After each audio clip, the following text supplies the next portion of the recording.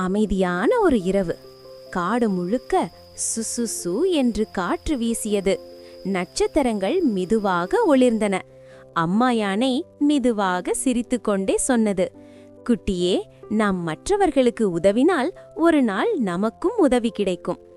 குட்டி யானை அம்மாவின் அருகில் அமர்ந்தது. அதற்கு இன்னும் முழுசா புரியல. ஆனா அம்மாவின் குரல் ரொம்ப இனிமை. அடுத்த நாள் குட்டி யானை மெதுவாக காட்டில் நடந்து கொண்டிருந்தது. அப்போது சின்ன முயல் அழுது கொண்டிருந்தது. குட்டி யானை மென்மையாக கேட்டது, என்ன ஆயிற்று?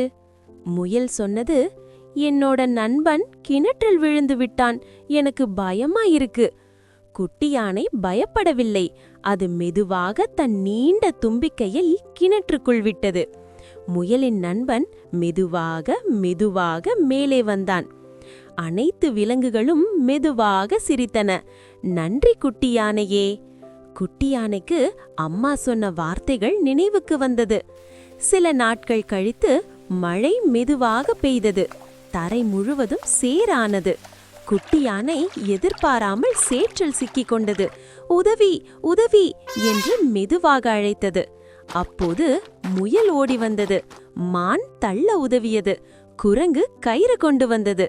பறவைகள் அம்மா யானையை அழைத்து வந்தன. சிறிது நேரத்தில் குட்டி யானை பாதுகாப்பாக வெளியே வந்தது. குட்டி யானை அம்மாவை பார்த்து சொன்னது, அம்மா, இப்போ எனக்கு புரிகிறது. நாம் நல்லவர்களாக இருந்தால் நல்லதே நமக்கு திரும்ப வரும். அம்மா யானை தன் குட்டியை மெதுவாக அணைத்து கொண்டது.